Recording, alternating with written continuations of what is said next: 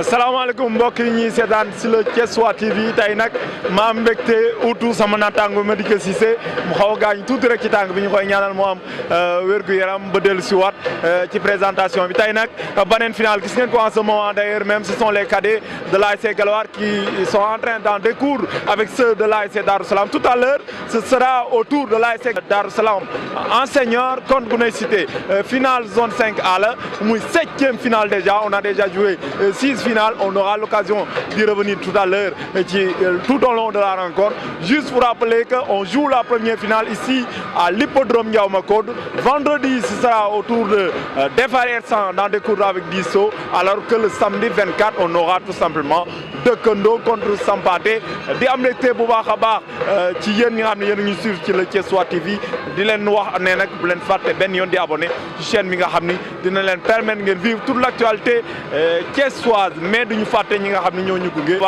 Je veux nommer tout simplement Ecofarm moom mi nga xam ne dafay yëngatu ci wàllum nen mais aussi mariculture di ñaw yu am solo seen numéro dinañ affiché noonu au bas de l'écran. Tout à l'heure on va revenir sur le parcours des deux équipes mais pour l'instant on vous laisse savourer ces moments-là.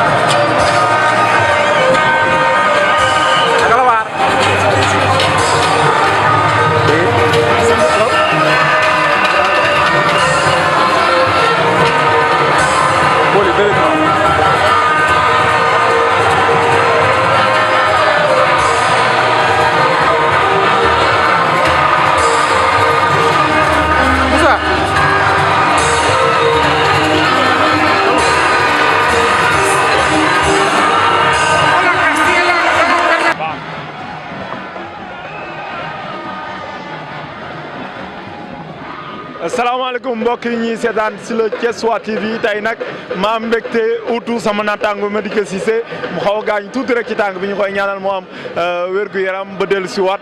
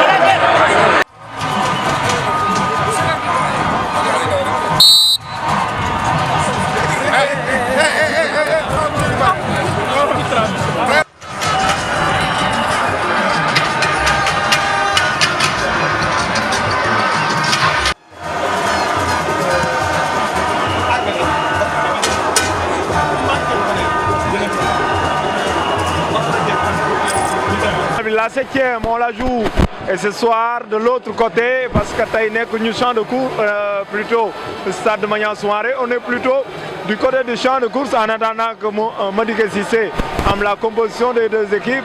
Mass bonsoir. Bonsoir Pape ñu ngi lay nuyu bu baax di nuyu ñi nga xamante ni ñooy suivre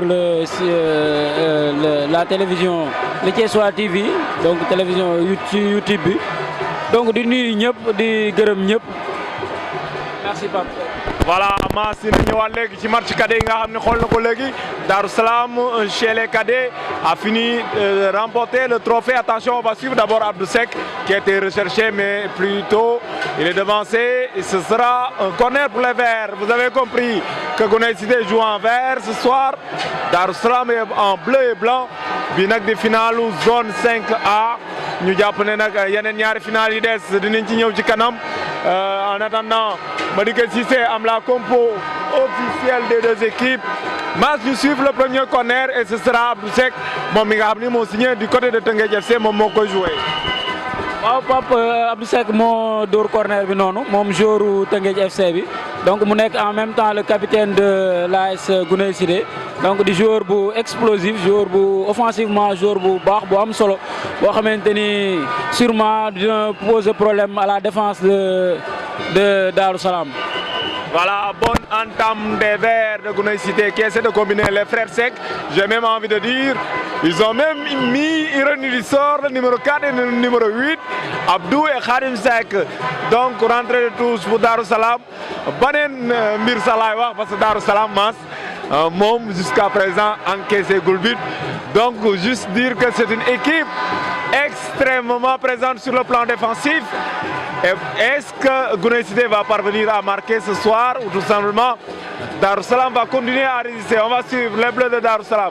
On va chercher Ndiaye, plus connu sur le nom de Lambar Lambar. Je pense bien que Koko xam nga ko yéen a bokk seen AFC.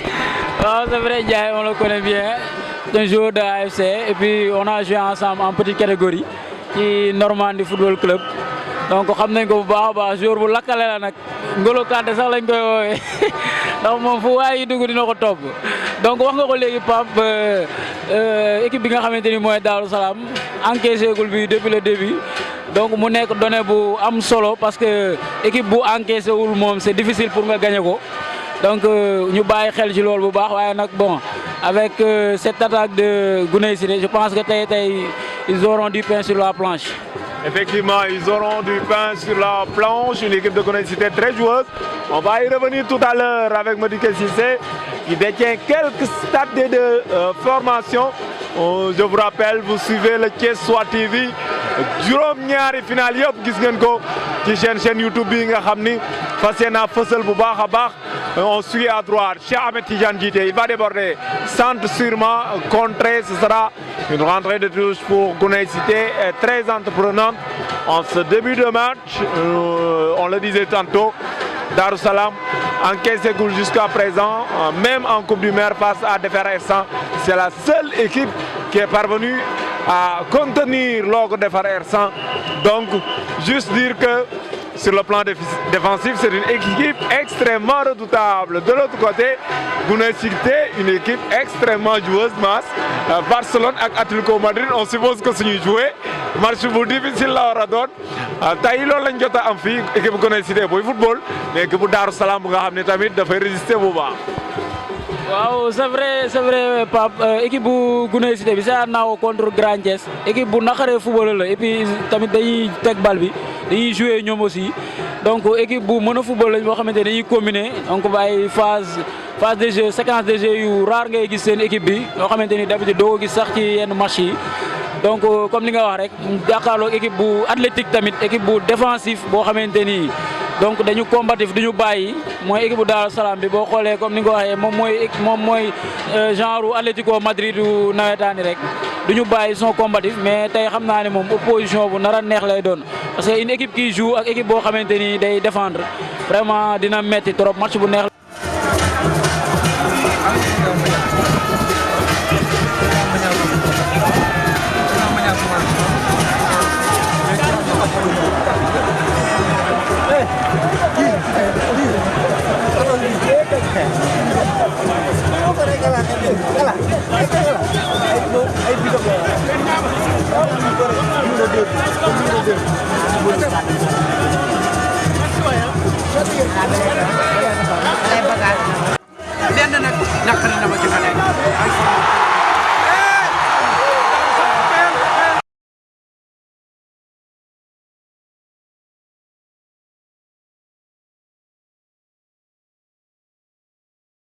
Donc sur la première action offensive, l'équipe Darou Salam bi daal di jouer corner, bal bi daal di dugg, ça démarre bien pour Darou Salam. Oui, ça démarre bien sur une action anodine presque. benn corner donc ci lañ réussir attaquant bi réussir à placer sa tête donc muy bii bu surprenante dafa bett ñëpp donc je pense que Darou Salam a ouvert le score contre le cours du jeu match bu nar a neex Pape. Un match très ouvert déjà Darou Salam qui prend le bon bout. Darou Salam qui a marqué un but nocturne chez les cadets. Mais Darou Salam a marqué un but très matinal chez les seniors. Et pour l'instant, au tableau d'affichage, à Moufinam, mais nous pouvons imaginer Darou Salam ubbi na score bi face à Guney Cité. On note tout simplement, avant que nous ayons le nom du buteur, on note que Darou Salam mom tel na xewlu parce qu'il a fallu juste la première offensive. D'ailleurs, c'est sur un coup de pied arrêté. Cela confirme tout simplement que nous avons Dakantale Ligue Atlético Madrid confirmé mais sur les phases arrêtées, ils sont très dangereux et ils l'ont fait. On va suivre d'abord Ndiaye qui est recherché à droite. Est-ce qu'il va sauver le ballon? Oui. Un contre face à Tekagne. Il essaie de jouer avec le numéro 14. Le temps que nous avons la compo officielle, on joue, attention. Ils ont pris une certaine confiance. Ils sont dans le match. Ils ont finalement lancé leur match. Darou Salam. Oui, c'est vrai, Pape. Darou Salam menait au score dans les toutes premières minutes de la rencontre. Mais aussi, nous avons dominé le match. Nous avons installé au camp au Guney Cité.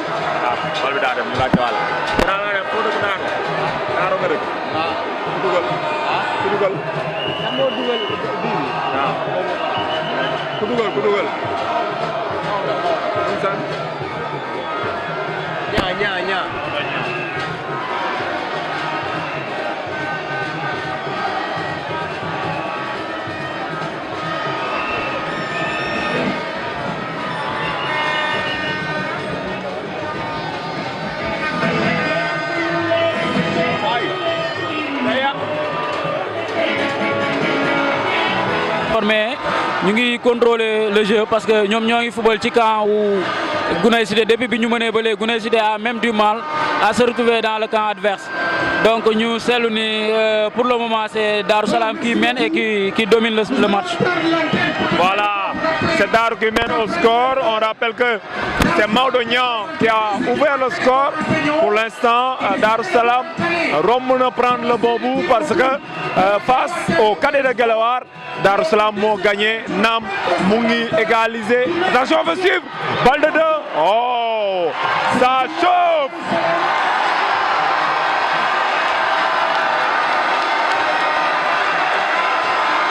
Vous l'entendez en fond sonore, ça chauffe du côté de Darou Salam parce que tout simplement, gagner chez les cadets, mais chez les seniors, ils mènent au score et ils appuient sur l'accélérateur. Deuxième corner masse pour Darou Salam. Deuxième corner pour Darou Salam. Donc Darou Salam il connaît d'insister du camp ou Guney Cité. Donc des fois offensive pour obtenir un deuxième corner pour mettre le goal mogo repoussé. Malheureusement nous tiré une faute. Donc nous avons fait ça gardien de but. Mais comme Pape Limon l'a dit tout à l'heure, Darou Salam il connaît d'installer au camp adverse. Guney Cité a même du mal à sortir. Ils ont été peut-être sonnés. Yow football kat nga xam nga li may xam nga soo duggee ci match rek tu prends un but ça déstabilise. C'est vrai que but bi ñu jël c'est un coup la boo xamante ni c'est un peu difficile à encaisser parce que instant bi ils ont du mal à entrer dans le match. Ils peinent à entrer dans le match, mais ils ont intérêt à entrer dans le match. Une finale, on ne la joue pas, on la gagne. Et pour l'instant, Darou Salam a une dame coupe à la maison. Est-ce que Darou Salam va s'offrir une seconde dame? C'est la question. Pour l'instant, ils mènent au score. Les joueurs de Darou Salam, attention, en dégagement, en catastrophe. Rentrée de touche pour les Verts. Cheikh Ahmed Tidiane Guidé va s'en charger le temps qu'il termine la compo. Madické Cissé, bonsoir.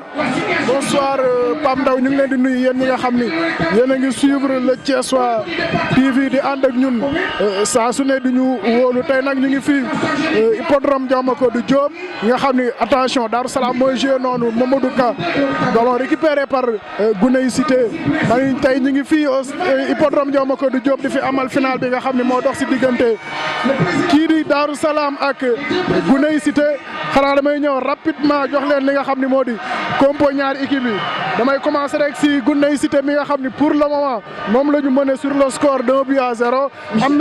Mohamedou Doucouré moo nekk si camp yi en défense Tekagne et Mohamedou Seck Cheikh Djité et Laye Ndoye sur les côtés. Au milieu Bassirou Nia, Khadim Seck et Mbaké Amar. Et en attaque Abdou Seck le capitaine. Attention, la bourde du gardien. Ballon de légalisation, non. Malheureusement pour Guney Cité, le gardien qui avait fait une bourde se ressaisisse et capte le ballon. Abdou Seck en attaque, Alioune Ndiaye et Alassane Ngom. Du côté de Darou Salam, dans les buts, Mamadou Cissé, Abdou Diop, Mamadou Diata. En défense, Malik Mbaye, Malik Ba, Djibi Diagne, Ali Sow, Cheikh Ndiaye. En attaque, Cheikh Ndiaye, Alioune Diagne, Mohamedou Ka et Ali Sow. C'est du côté de Darou Salam. Pour le moment, c'est Darou Salam qui donne le tempo. C'est Darou Salam qui mène un but à 0. Et c'est Darou Salam qui continue de régaler, qui continue de jouer. Darou Salam, je le disais, l'équipe la plus équilibrée de cette zone, c'est l'équipe qui pour le moment n'a pas encaissé le moindre but. Il faut quand même signaler cette performance de Darou Salam. Au but à 0, ça chauffe ici au stade à l'hippodrome Ndiaw Macodou Diop. Effectivement, ça chauffe dans les gradins, ça joue sur le terrain et nous on ne fait que contempler Mass. Donc ñu jàpp rek ne Darou Salam xam nga léegi ñu ngi koy wax ne moom mooy équipe bi nga xam ne encaissé wul dans cette zone, mais je pense qu'à Thiès s'il faut chercher je ne dirais pas que c'est la seule, mais dina jafe am beneen équipe bu nga xam ne encaissé wul but. Loolu arme la teg ci nag nga ñëw ci final bi daal di teel a dugal. Ah c'est vrai, loolu moom arme la, donc da ngay am sécurité derrière et puis nga ñëw comme ni nga ko waxee teel a dugal, donc day gën a renforcer confiance bi. Mais je pense que Guney Cité mi ngi comme ni ñuy wax rek, cette équipe qui commence à sortir la tête de l'eau, donc sur une offensive il a failli égaliser, donc ñoom aussi ils n'ont pas encore dit le dernier mot. ñu ngi gën a pousser di jéem a xool nan la ñuy dugaatee ci match bi, mais l'équipe de Darou Salam je pense est déterminée aussi à conserver son avantage, sinon scorer beneen but pour mën a en tout cas sceller le sort de ce match. Donc attention Abdou Seck, je le disais, bonne passe pour Alioune Ndiaye sûrement, plutôt pour Ngom, crochet, attention, est-ce qu'il va tirer? Il a trop tardé, finalement tête de Mbaké Amar, mais arbitre bi ne woon na hors-jeu. Madické Cissé, ñaari équipe yi suivre ngeen tout au long de la saison. Guney Cité comme Darou Salam suivre nga leen. Guney Cité wax ko léegi équipe bi fi gën a défensif jëlagul but, donc yaakaar naa ni équipe Guney Cité bi du neex tey kii di Guney Cité daal di koy manœuvrer. Comme ni nga waxee Pam Ndaw, Darou Salam je me dis que ni moom mooy équipe bi nga xam ne en tout cas moo gën a équilibré si équipe zone 5A bi, parce que am nañ équilibre, colonne vertébrale li may wax, la défense, le milieu et l'attaque am nañ colonne vertébrale bu baax.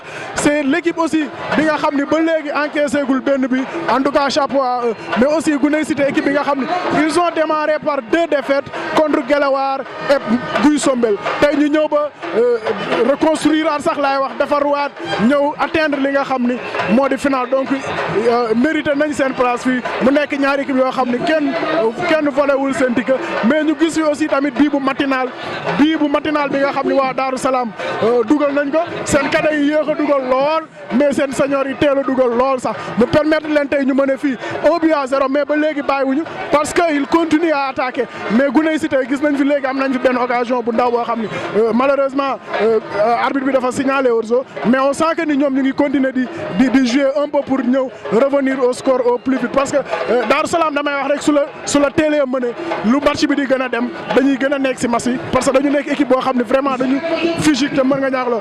Guney Cité peut-être loolu la ñuy jéem a bañ, ñu ngi jéem a attaquer pour revenir au score, mais Darou Salam mooy attaqué par Cheikh Ndiaye, mais il perd le ballon, non, c'est Mohamedou Ka qui récupère le ballon. Est-ce qu'il va jouer derrière? Non, il réplique, il continue à jouer, il s'envole, le ballon malheureusement perdu par Mohamedou Ka et qui fait faute. Darou Darou Salam régale, c'est Darou Salam qui joue en ce moment. Darou Salam pour l'instant maître de cette zone masse, un match finalement bu nga xam ne emballé wu na Darou Salam bi nga xam ni dañu mën a défendre rek mais gis nga ñoom lañ dugal mais terewul ils sont en train de ñoom ñoo dugal mais terewul ils sont en train de pousser, ils sont en train de jouer. waaw Pape loolu mooy paradoxe bi dañu jàppoon ni peut-être sur le plan du jeu équipe bi nga xamante ni mooy Guney City moom mooy dominer les débats mais malheureusement Darou Salam moo mené mais aussi moom mooy contrôler le jeu donc ça veut dire que ni c'est une équipe boo xamante ni aujourd'hui techniquement ils sont prêts, ils ont renoncé à leur système défensif ba pare ñëw taxaw équipe bi nga xamante ni bii mooy équipe bu Guney City bi donc maintenant c'est à Guney City de se ressaisir parce que bu ñu bàyyee équipe bi nga xamante ni mooy Darou Salam di gën a am confiance donc je pense que ils vont passer une très mauvaise soirée. dina doy waar de toute façon dinañ continuer sur match bi un match finalement très plaisant. Très plaisant pour le moment Guney City pousse Guney City moo am ni occasion sax laay wax parce que coup franc très bien placé de la gauche vers la droite du côté de la défense de Diabo. Khadim Seck qui va tirer, le spécialiste des coups de pied arrêtés, ballon qui s'envole malheureusement pour lui.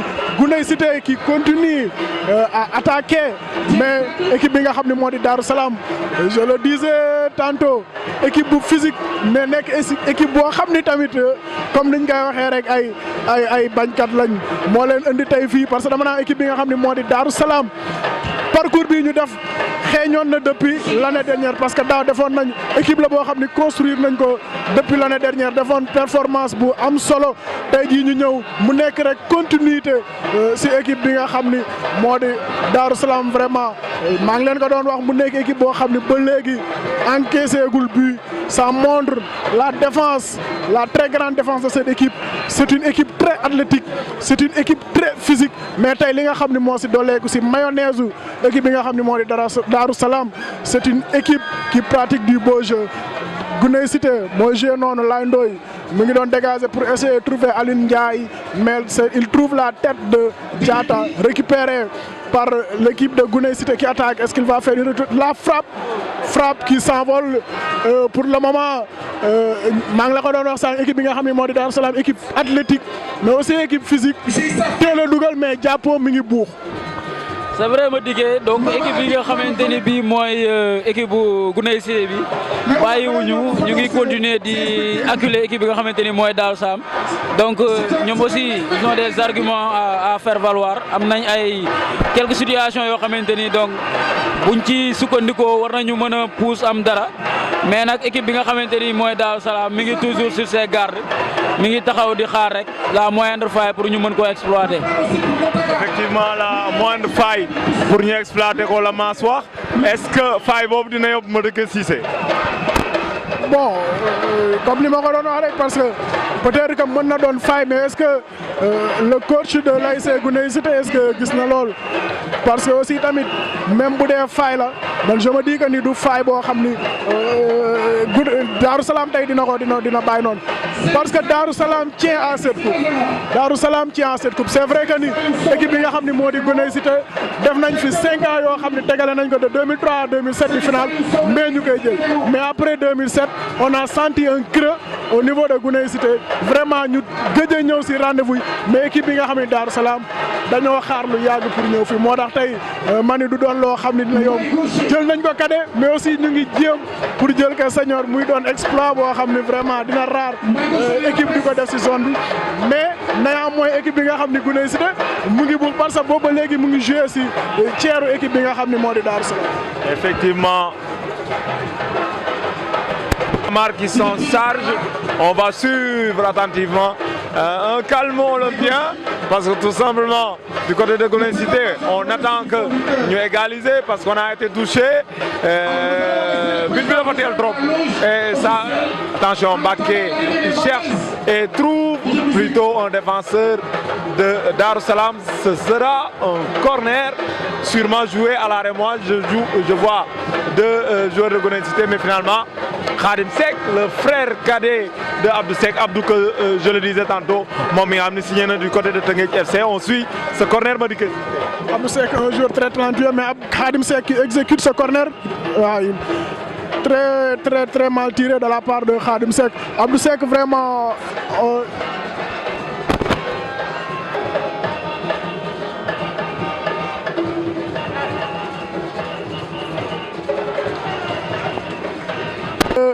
Gounaye Cité dans la qui ne chandelle, est-ce qu'elle ne trouvait bien partenaire? Non, c'est Djibi Diagne qui récupère le natif de Amitié. Je le disais tout à l'heure, Abdou Seck, un joueur très talentueux. Tay mu dem fi nga xam ne moo di Teungueth, vraiment on lui souhaite une très bonne carrière, très riche même, parce que c'est un joueur pétri de talent. Il a aussi tous les atouts pour devenir un très grand footballeur. Bon va Abdou Seck.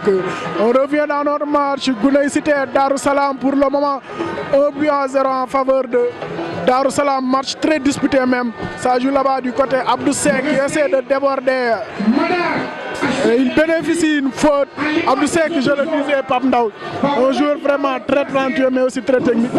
On lui souhaite en tout cas une carrière très riche en tout cas. Effectivement, une carrière très riche et une très bonne saison du côté de Teungueth FC. On essaie de combiner. Ngom qui va essayer de chercher sûrement Abdou Seck, offside sûrement. L'arbitre dit tout simplement qu'il peut jouer. Cheikh Ahmed Tidiane Djidé, mas yow mi nekk zone 3A tey yaa ngi see amat zone 5A par rapport ak niveau bi ban constat nga ñu mën a wax. waaw dans l'ensemble je pense que zone 5 bi moo ëpp niveau parce que boo xoolee fee à part les affiches comme AS Grand Thiès Atomique wala Grand Thiès club wala Atomique club wala affiche yu mel ni Grand Thiès étoile Atomique étoile yeneen équipe yeneen match yi ngay gis yëpp boo xoolee daanaka du am intensité bu demee parce que day am niveau bi écart bi day xaw a conséquent par rapport ak ñaari équipe yi quoi. Mais je pense que fii boo xoolee match yi ngay gis fii côté intensité ak côté rythme moo ëpp doole fuuf équipe match yi nga xamante ne moom ngay gis au niveau de la zone 3. C'est vrai. Tiré mais avec le rebond ça profite, second ball finalement perdu. Mbacké Amar qui va essayer d'alerter Khadim, plutôt Abdou Seck. Attention, il travaille Abdou Seck très en jambes aujourd'hui. Mbacké Amar qui va essayer de jouer une 2, finalement coup franc. Khadim Seck, je le dis, le spécialiste des coups de pied arrêtés à 35 mètres de but. Il a un beau pied, Khadim Seck. Très bon plat du pied. Est-ce qu'il va tirer directement? Oui. Passe à quelques côtés du centimètre. Ça se précise. Mi ngi jege Gounaye Cité mi ngi buux mais aussi tamit mi ngi jege tuuti. li nga xam ni moo di parcours ñaari équipe yi mais muy ñëw si parcours équipe yi nga xam ni moo di Darou Salam. Darou Salam voilà Madické ñu jàpp ne ci bëccëg bu njëkk yi moog Arlem la ñu match nul avant que muy gagné match nul 0 but partout avant que muy gagné Gouy Gui 2 buts à 0 Darou Salam match boobu nag dañ ko daal di rek fomm ndaxte Gouy Gui xam nga dañ ko disqualifié donc par la suite Darou Salam amaat 2 matchs nuls et contre Silman et contre Espoir, ce qui fait que Darou Salam daal di génn avec 3 points 3 matchs nuls loolu proposé ko ci quart de finale Darou Salam daal di gagné Gouy Sombel 1 but à 0 avant muy sortir Silman mi jëloon première place li ci poule B bi 1 but à 0. Pam Ndaw loolu est-ce que équipe bi nga xam ne moo di Italie mosu ko woon def en coupe du monde Portugal aussi tamit def na ko daal di jël trophée est-ce que loolu la Darou Salam bi dafa tey. Darou Salam saf équipe bu Portugal 3 matchs nuls nga daal di génn second tour pour l'instant il semble être bien parti pour faire la même chose que le Portugal. Ah, c'est vrai.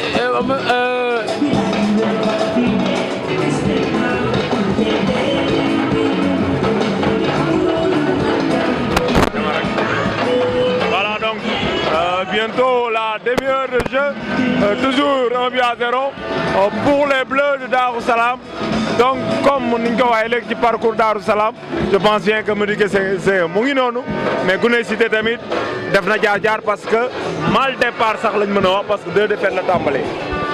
Guney Cité tàmbalee 2 défaites ak si digganteem ki nga xam ni moo di Galawaar gagné ko par 1-0 mu ñëwaat ak équipe bi nga xam ni moo di Guy Sombel daan ko 2 bal si dara mais ki équipe bi nga xam ni moo di Guney Cité daal di defarwaat sax laay wax ñëwaat si 3e match am ak équipe bi nga xam ni moo di Ngum Saan daal di koy daan 4e match am. Attention, on va suivre l'occasion de Guney Cité, Alassane Ngom qui essaie de trouver Khadim Seck mais ballon renvoyé par la défense de Darou Salam. Ça revient vite du côté de la défense de Darou Salam. Box et Sambi, le Niger s'est récupéré au milieu.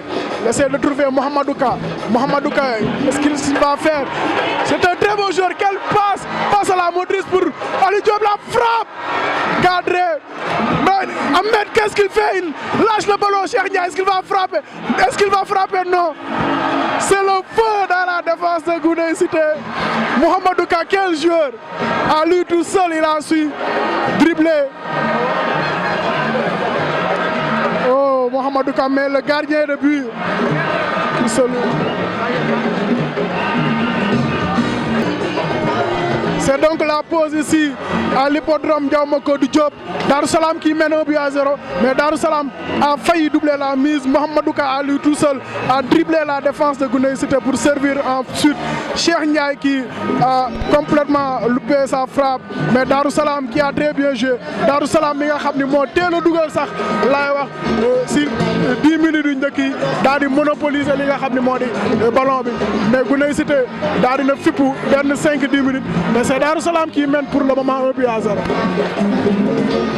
Les 45 dernières minutes de cette finale de la zone 5A entre l'ASC Guney Cité et l'ASC Darou Salam qui mène pour le moment sur le score 2-0. Je le disais tout à l'heure, c'est parcours équipe bi nga xam ne rek moo di Guney Cité wax naa leen sànq ni première massam dañ ko dóor, deuxième massam aussi tamit ñu dóor ko Galawaar dóor ko première massam, mais aussi tamit Guy Sombel dóor ko deuxième match bi ñu defarwaat ñëw en troisième match ñu dóor équipe bi nga xam ne moo di Ngum Sane sur le score de 2-1, mais seen dernière match ñu dóor Cosmos sur le même score de 2-1. En quart de finale ñu gagné équipe bi nga xam ne moo di Arlam, mais en demi-finale ñu dajewaat ak Galawaar mi nga xam ne moo leen dóoroon seen premier match ñu fay waat sax laay wax parce que revanche la sur le score 2-0. tey ñu ñëw fii en finale daje fi ak ki nga xam ne moo di Darou Salam, mais aussi tamit du ñu fàtte ñi nga xam ne aussi ñooy suñu sponsor boobu ba léegi ñoom ñoo ànd ak ñun di ñu gunge si li nga xam ni moo di nawetaan yi di ki nga xam ni moo di Ecofarm di di yëngu si wàllum nen, mais aussi tamit si ginaar, mais aussi tamit ñi nga xam ni moo di Mariba madame Ba Couture sax laay wax Marie Couture nekk fële si booy dem rek Stade Maniang Soumaré si côté li nga xam ni moo di Banque Atlantique bi. Pam Ndaw ñu ngi si deuxième période ki nga xam ni moo di Guney Cité ak Darou Salam, mais pour le moment Darou Salam mène sur le score 2-0. Darou Salam mène toujours, on cherche Ngom à gauche, il va dribbler, repiquer, normal. Attention, compte favorable, l'arbitre siffle hors-jeu, mais il n'y avait pas position d'hors-jeu parce que tout simplement passe adverse là, moo tax dindi na hors-jeu boobu yàgg, mais on lui pardonne ça fait partie du jeu. maa ngi koy wax sànq juróom-ñaareelu final bi moom la ñuy jongante tey gannaaw zone 3 ba étoile en cadet et Cosaan en senior daal di terminer championne. Attention, suivre cette offensive des Verts. Guney Cité d'abord avant de revenir. Alioune Ndiaye à gauche, il va essayer de repiquer, l'arbitre siffle. Il y avait fort zone 4 foofu ñu jàpp ne zone 4A tund woo moo daan som bit bu matinal aussi 45 secondes rek c'est le tund daal di dugal bi nga xam ne moo ko permettre mu terminer à la tête de cette zone 4B. Wali daan Cité Lamine final bu rëy boobee but bi dàq ci finale yi jusqu'à présent Madické Cissé diggante Wali daan la woon ak Cité Lamine xam naa ne gis ngeen ko gisati ko ci la Thiessois TV bu leen ko tay di xool parce que loolu merveille la, je pense bien que bijou la but boobu Wali daan dugaloon contre Cité Lamine. un but splendide travail sax laay wax par l'ASC Walidane contre équipe bi nga xam ni moo di Cité Lamy vraiment mu nekk bii bu splendide boo xam ni am ngeen ko si le Thiessois TV bu leen taay rek di yër li nga xam ni moo di le Thiessois TV ànd ak yéen bi nawetaani démarré ba léegi mais Pape Ndaw li ma jàpp rek mooy man li ma jàpp si final yi depuis mu commencé ba léegi amaguñ voilà Kade Galaar yi Tamsir ñu koy nuyu bu baax nekk tey jii capitaine Kade Galaar vraiment ils n'ont pas démérité boobu léegi vraiment on est gâté la sax laay wax parce que à chaque moment bu ñu ñëwee si final yi vraiment lu mu gàtt dinañ am benn bii.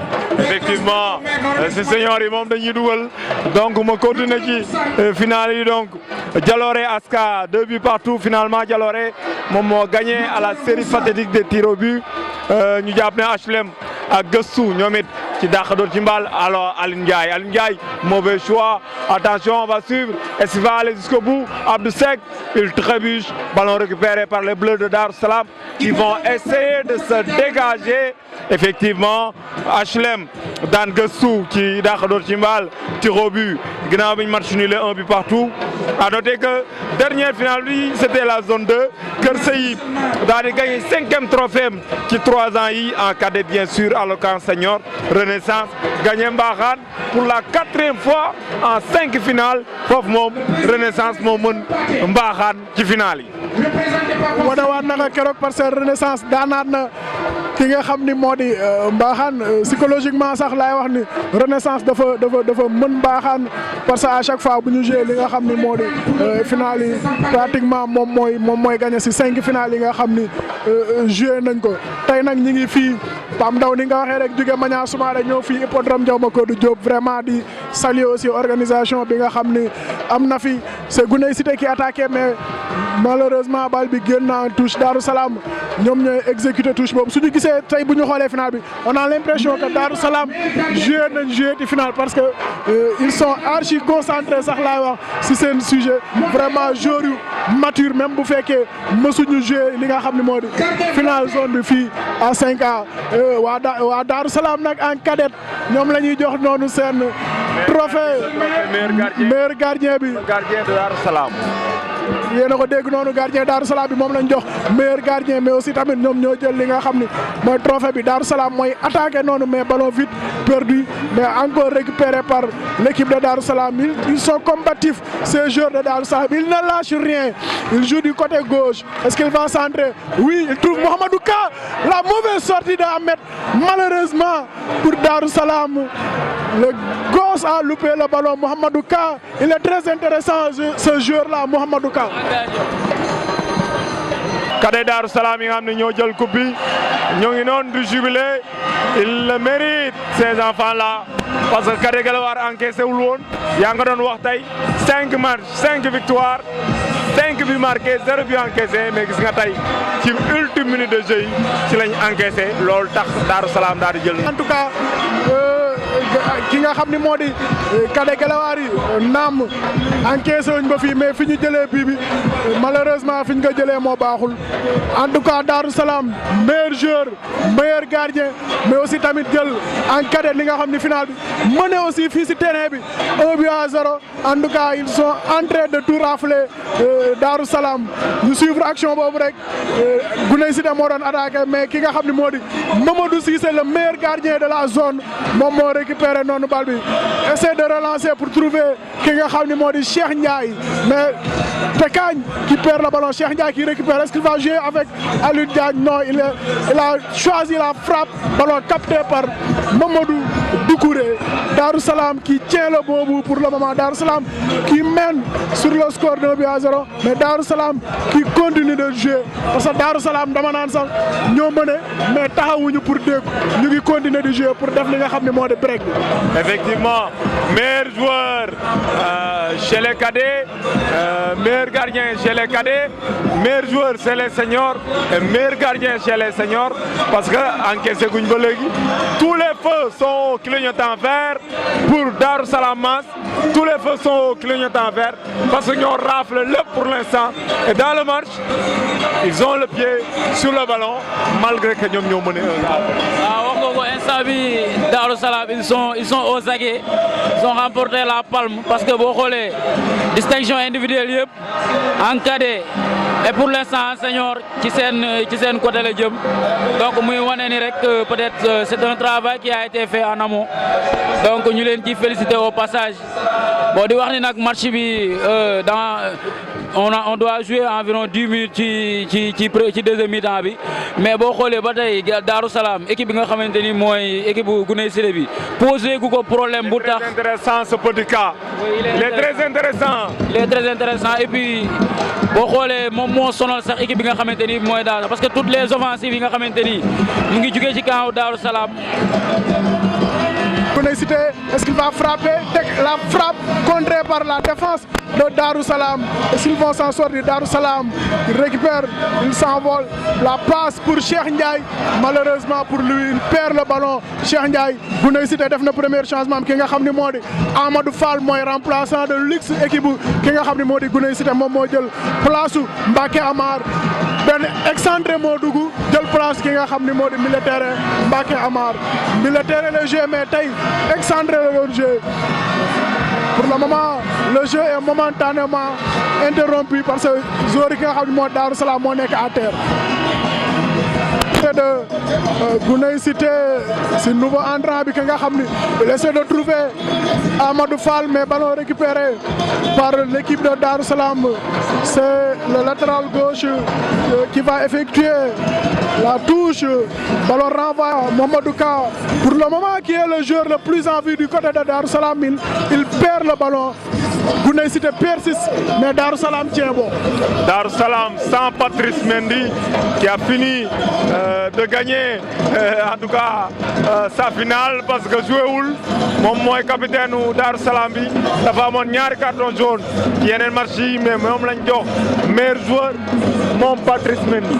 Seck si second ballon yi perdu Cheikh Ahmed Tidiane Diédé il repique il perd le ballon Djibi Ndiaye récupère Tekagne jusque là très bon Mamadou Tekagne.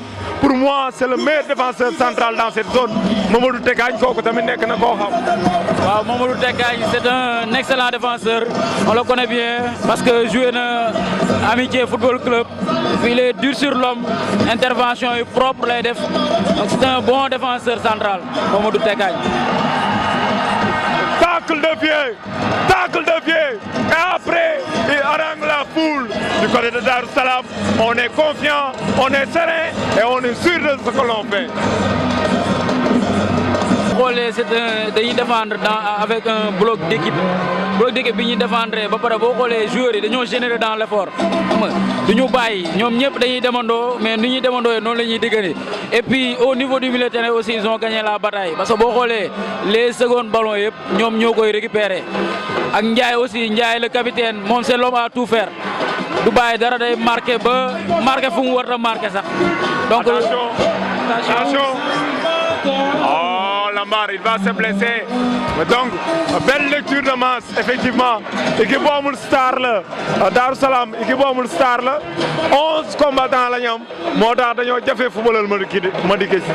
11 guerriers la ñu am équipe bi nga xam ni Darou Salam il attaque ensemble mais il défend ensemble vraiment Darou Salam visage bi ñu montré visage bu séduisant laay wax sax ren si li nga xam ni moo di zone 5 ans et à ce moment ils sont en train de tout rafler parce que meilleur gardien meilleur joueur en cadet mais aussi meilleur gardien et meilleur joueur en senior ñu jël li nga xam ne moo di trophée bi en cadet et en ce moment ñoo mené 1-0 en senior vraiment c'est mérité sur l'ensemble de la saison équipe bi nga xam ne moo Darou Salam li ñu wane mérité nañ ko mais Guney Cité mooy joué noonu ak ki nga xam ne moo di Aliou Ndiaye essayé joué Abdou Seck joué na fële attention la frappe non cadré du côté de Guney Cité il se cherche entre Abdou Seck et Amadou Fall le nouveau entrant mais pour le moment c'est pas payant.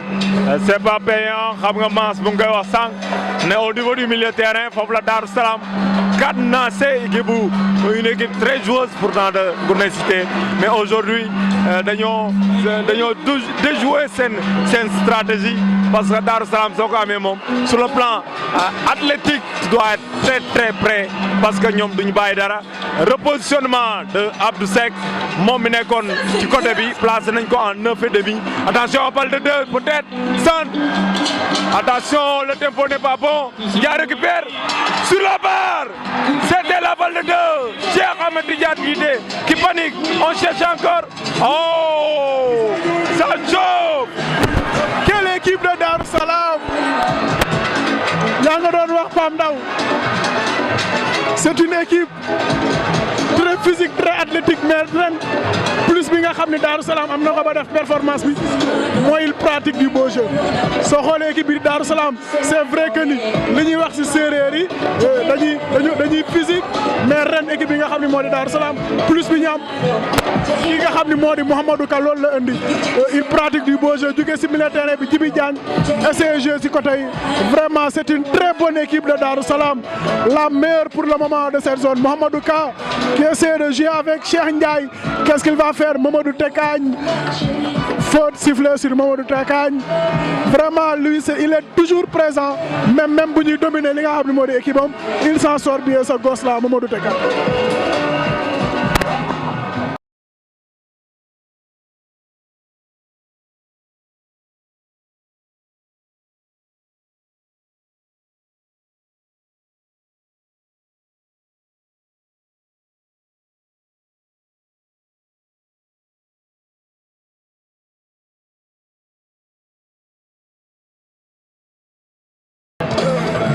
ballon Darou Salam qui se dégage donc Guney Cité def na li nga xam ni moo di deuxième changement Ousseynou Sène le numéro 16 moom moo dugg noonu un joueur offensif ñu génne ki nga xam ni moo di Lay Ndoy le vétéran le latéral gauche donc apparemment soo xoolee taxawaay Guney Cité il joue à 3 derrière Ousseynou Sène le nouveau entrant qui récupère le ballon jéem a jouer ak faute sifflée par l'arbitre Pam Ndaw maa ngi koy wax léegi coach bi nga xam ni moo di coach Guney Cité mu ngi jouer le tout pour le tout parce que final la liste des bariwul il joue à 3 derrière pour le moment.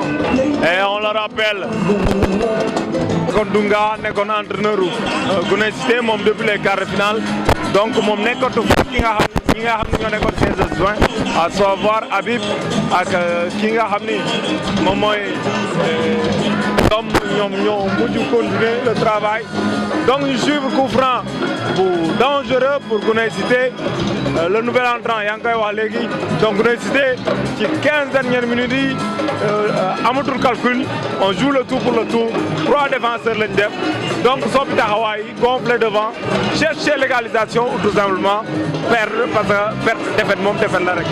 1-0 2-0 3-0 je pense bien ñoom ñoo yam moo tax ki nga xam ne moo di coach su Guney Cité pour le moment di jouer à 3 derrière dugal ki nga xam ne moo di Ousseynou Sène mais dañuy suivre rek coup franc très bien placé peut-être Khadim Seck moom moo koy doon il s'élance il va tirer direct oui c'est but l'égalisation de Khadim Seck je le disais tout à l'heure c'est le spécialiste des coups de pied arrêtés du côté de Guney Cité le petit frère d'Abdou Seck Khadim Seck comme il le dit toujours le sang oui le gosse c'est un gosse très talentueux Khadim Seck et il remet les pendules à l'heure à ce moment entre Guney Cité et Darou Salam.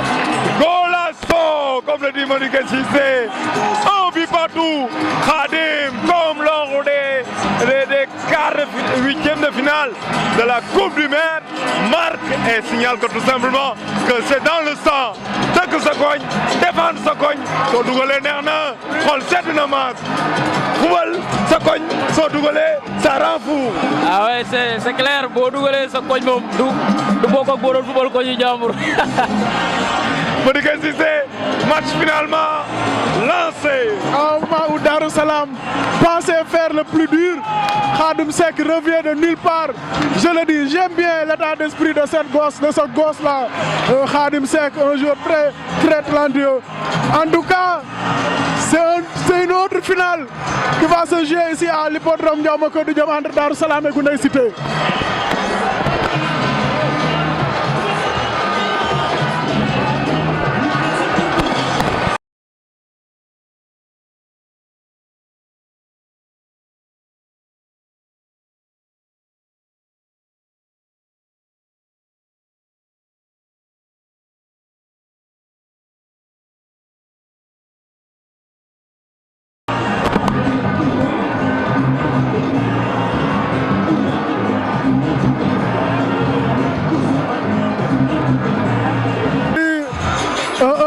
Darou Salam et Gounaye Cité, ce sont les deux meilleures équipes de la zone. Je le disais tout à l'heure, sàcc ñu li nga xam ne moo di seen i ticket pour ñëw fii si finale bi. Quelle finale! Quelle finale!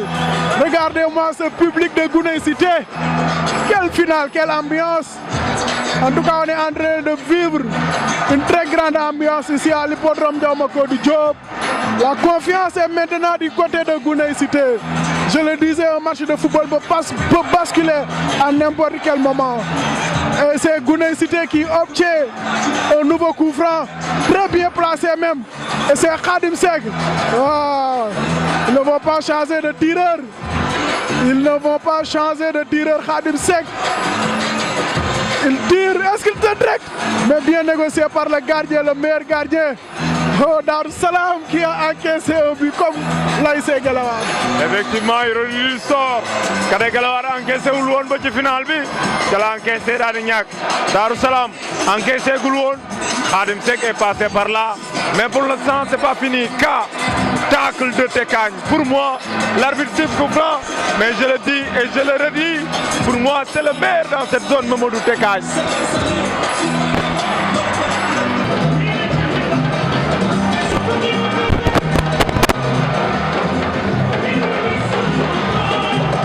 Ils sont nombreux sur le ballon, mais qui va tirer? Ce coup de pied arrêté, très bien placé même. Peut-être Cheikh Ndiaye ou Djibi Diagne, le capitaine de Darou Salam, ou tout simplement Ali Sow, le numéro 14. En tout cas, ce n'est pas Djibi Diagne qui va tirer ce coup franc. Peut-être Ali Sow qui va tirer tout simplement. Il se lance, il tire, contré par le mur. Un match qui a basculé Cheikh Djité à la lutte. Il bénéficie. Touche rapidement joué pour Abdou Seck. Et s'il voit Ali Ndiaye, et non l'arbitre siffle coup franc. Entre Gounaye Cité et Darou Salam. C'est le feu ici au stade. On a l'impression que la confiance a changé de camp. Effectivement, but de la confiance, but de changer la donne, ça va installer un peu le doute dans l'autre camp. Pour l'instant, Darou Salam avait carburé sur le plan physique. Darou Salam accuse le coup, mais aussi le staff de Gounaye Cité. Félicitations à eux, parce que les changements là qu'ils ont osé faire ont su apporter quelques doutes dans le camp de Darou Salam, mais aussi permettre à Gounaye Cité finalement de jouer un peu plus haut.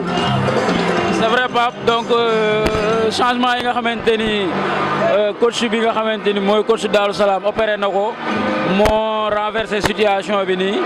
Donc dans la foulée la jëm coup franc boo xamante ni bien transformé par Khadim Seck. Maintenant équipe bu Darou Salam bi ils ont reçu une douche froide.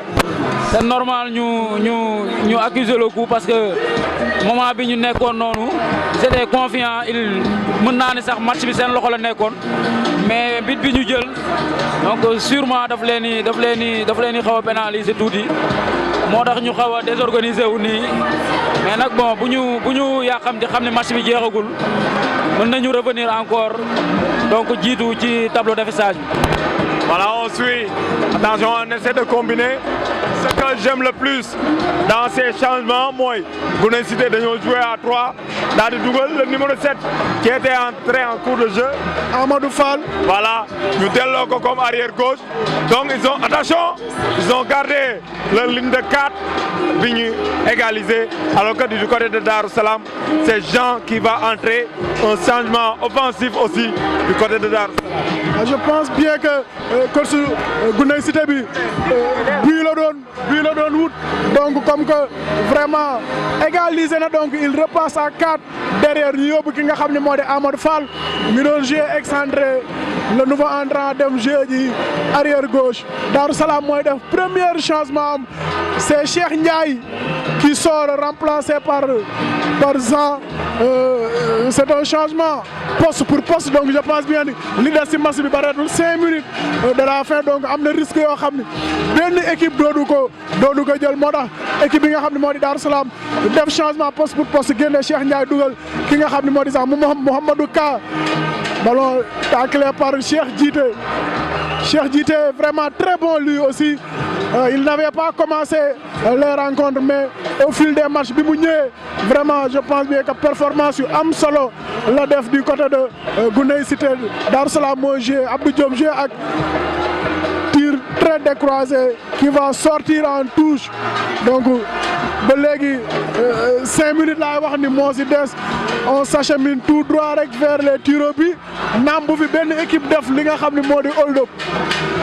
Voilà, hold up mën na fi am ci last minute yi pour l'instant on est.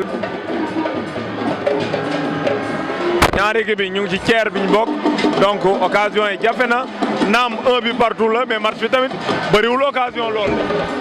bëriwul occasion parce que c'est un match très fermé parce que damay wax rek. Ballon Darou Salam Jean le nouveau entrant mais c'est la défense de Gouney Cité qui se dégage Abdou Seck qui récupère là il est en jambe il nous montre vraiment que c'est un joueur de Ligue 1 Abdou Seck très talentueux ce gamin là li ma doon wax rek c'est un match vraiment très fermé les joueurs de Gouney Cité ont su renverser la tendance parce que dama doon wax Darou Salam su la mënee dañuy fermer match bi lu si bëri loolu la ñuy jouer mais si benn coup de pied arrêté donc si la ki nga xam ni moo di Khadim Seck delloowaat ñaari équipe yi à égalité parfaite un but partout Khadim Seck le nouveau le spécialiste des tireurs un très bon tireur Khadim Seck au milieu si côté yi fépp moom mooy dem door vraiment mooy exécuter coup de pied arrêté yi Khadim Seck il s'élance est-ce qu'il va trouver un partenaire il s'élance oui non il trouve malheureux le gardien c'était très bien tiré les supporters qui croyaient que c'était un but mais non c'est un corner pour Gouney Cité.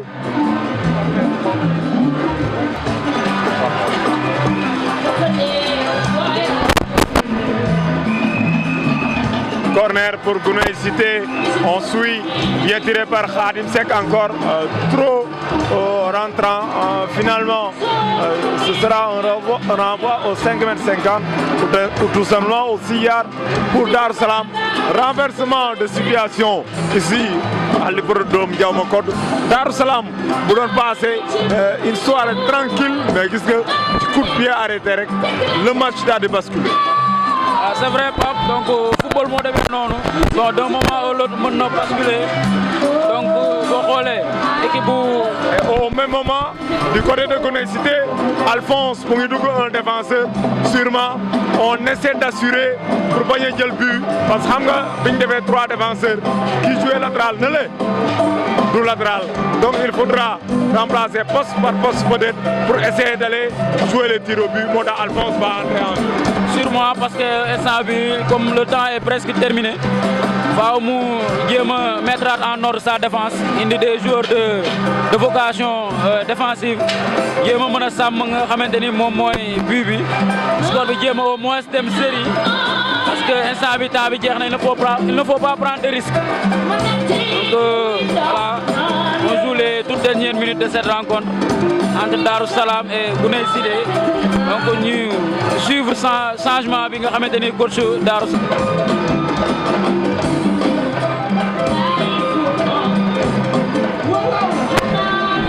Voilà donc c'est le remplaçant même qui sort.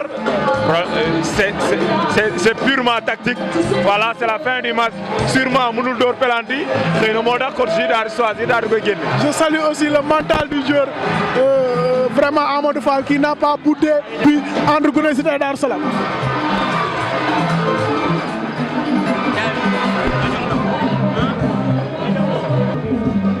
Ci tir au but bi, c'est Jean qui va tirer le premier tir de Darou Salam. On suit Jean et qui marque.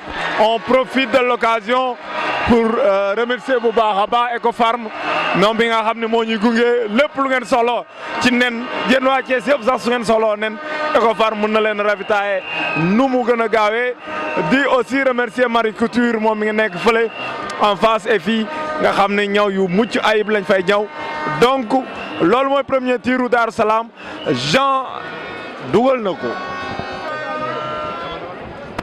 Mohamedou Seck il s'élance pour Gouney Cité il tire et il marque 1-1 entre Gouney Cité et Darou Salam. de Darou Salam moom mooy door le auteur d'un très bon match moom mooy door son penalty donc mi ngi reculer à 5 mètres mi ngi daw vers le ballon il tire maintenant il marque son penalty donc Darou Salam 2 Gouney Cité 1. Cité moom mooy door ñaari tiram un peu loin le joueur mais on va essayer de l'identifier donc second tir pour Gouney Cité pour l'instant comme l'a dit tantôt Mass 2 tirs réalisés du côté de Darou Salam. Attention, troisième pas, quatrième pas, cinquième pas, qu'est-ce qu'il va faire? Attention, attention, c'est dedans, contre-pied parfait, 2 buts partout. Donc Darou Salam mooy door troisième tir Malick Niang il s'élance il tire et il marque 3-2 pour Darou Salam. mi ngi reculer donc taxaw na di xaar donc il a fait mime de frapper maintenant il recule environ 5 mètres Aliou Ndiaye mi ngi taxaw di xaar arbitre bi jox ko ndigal pour mu déclencher tiram. Arbitre sifflé na xaar na tuuti daw na vers le ballon et il marque son penalty donc 3-3 entre les deux équipes. 4 tirs partout, quatrième tir pour Darou Salam. Vieux Vincent Sargé, son combat tout à l'heure a joué au golf. Quand il a marqué, lui qu'est-ce qu'il va faire? On suit Vieux, attention, poteau rentrant, heureusement pour Vieux et malheureusement pour Gouney Cité. Quatrième but de Gouney Cité 4-3 en faveur de Darou Salam. C'est Khadim Seck le buteur qui s'en charge.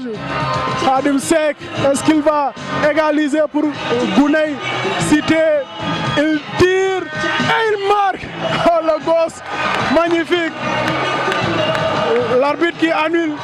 waaw waaw dafa xàcc daa xàcc non day dooraat wala dafa raté. En tout cas xamaguñu lu xew donc même fii comprendre ñu. dafa teg tànk bi dafa xaaj teg tànk bi. mais est-ce que du dafa war a dooraat. mais xam nga règlement yi je suis désolé joueur bi su dee da koy dóor xamu ko nga bëgg ko appliquer nii son problème mooy dul problème dina am. bu yamee fii problème dina am et on ne le souhaite pas mais je pense bien que ni daf ko war a dooraat vraiment su dee si règlement football la ñu sukkandiku ñun c'est dommage. C'est dommage. À ce moment arbitre bi dafa waroon tirer li nga xam ni moo di but mais mënuñu woo arbitre bi mu ñëw xool vidéo parce que sori nañu lool pour mu ñëw xool nga si le Thiessois TV. De toute façon yéen ñi koy seetaan vous l'avez ci ralenti bi noonu yéen a ngi koy gis donc nee nañ Aliou Ndiaye il va écoper de carton rouge s'il ne gère pas ses nerfs il en veut à l'arbitre. En tout cas yéen a ngi koy gis noonu si écran yi je pense bien pratiquement ñi nga xam ni tey ñëw nañ si stade bi kenn xamul vraiment décision bi nga xam ni moom la. Voilà, donc gis ngeen dernière image yi le match est interrompu pour l'instant on ne peut pas dire que victoire am na waaw wala déet mais on a le capitaine de Gouney Cité en attendant ñu am le capitaine de Darou Salam Abdou. Finalement une belle finale mais ci benn décision arbitrale pour l'instant moo semé le doute. waaw comme ni ñu ko gisee ñun ñëpp finale bu am ambiance la amul coow amul dara supporteru ñaari camp yëpp ñëw nañ supporter normal joueurs yi ñëw jouer normalement mais ku ne xam na ku ne li xew ku ne teg na ci bëtam li arbitre bi def nii ku ne teg na ci bëtam li mu def nii d'ailleurs moom mu ngi siffler 0 sifflé 0 plus de 4 fois kenn xamul lu mu sifflé équipe bi mu jox faveur ci loolu sax xamuñu ñoom lu mu sifflé moom léegi nag problème bi mooy moom li mu sifflé moom na wax léegi fan la ko teg na wax fan la ko teg man loolu. Kapi excellent match finalement un très très bon match sax la ñuy wax match mu neex mais décision arbitre bi moo tax fi mu nekk nii kenn xamagul ndax yéen a champion ou tout simplement on va rejouer le match. non loolu amul sikki saak boo xoolee match bi ni mu déroulé ñoom bit bi ñuy concédé coup franc bi fële la ne arbitre du nekkul erreur bi kese la def ci match bi yaa beaucoup d'erreur li mu defee ci match coup franc bi ci ginnaaw la ne mais gars yi ñu ngi ko koy wax mu avancé ko ba mu gën a jege kaay mu dóor mu dugg lii il a appliqué le règlement. Planti boo ci ñëwee ba boo laajal ma Mor Ndongo xam ne li may wax bu baax a baax. De toute façon les images sont là on va les revoir mais lan mooy sa xalaat est-ce que vous pensez que dañ leen war a jox coupe bi ou tout simplement on doit. on a mérité le coupe dañu ko war a jox ñu dem ñibbi parce que dafa guddi sedd na dañ waa kër dëkk ñëpp a ngi xaar suñu ci papa yeeg yaay ñëpp a ngi xaar dañoo war a ñibbi ñun amoo leen ko ñun am nañ ko ñun ñoo mérité victoire bi te règlement terrain bi 90 minutes yëpp wane na ko. concédé wuñ benn occasion du début à la fin ñoo joué match bi yëpp peut-être arbitre def na ay erreur yoo xam ne moom moo tiré c'est lui le maître du terrain nañ ko bàyyi ñu doon man mën naa door raté 5 penalty yi jeexul mën naa door raté lu ñuy ragal ñoo ñu joué. voilà donc Djibi d'accord na sax moom ñu ñëw joué Abdou on pense que final bi warul yam fii. non parce que déjà Djibi bon déjà li mu wax nii loolu yéen ñëpp teg ngeen ko seen bët teg ngeen ci seen bët 90 minutes fii lañ leen téye 90 ñun ku ñuy joué ñoo lay dominer 90 minutes fii lañ leen teg yàlla dogal ñu def benn erreur bu ndaw ñoom ñu dugal ñu songu leen ñu bañ ñu fekk leen foofu mais arbitre bi li mu def ñoom bu doon xam nañ ni loolu 0 la bu doon ñëpp teg nañ seen bët su ko defee ñoom lu tax daw ñu jubilé lu tax arbitre bi sifflé 4 fois 0 ñoom daw ñu jubilé xamuñu lu xew ba pare ñoom ñu bëgg ñu jox leen coupe bi moom déjà nee na ci biir waxam nee na arbitre bi dafa def erreur nekkul erreur boobu kese la def si match bi ba pare mu ni dafa mérité coupe bi loolu tamit mënu ma ko d'accord. Voilà yéen ñii seetaan la Thiessois TV gis ngeen li fi xew yëpp match bu neexoon la jusqu'à cette décision de l'arbitre est-ce que il y aura vainqueur ou pas wala tout simplement dañuy rejouer le match inchallah nañ ci suivre voilà merci beaucoup.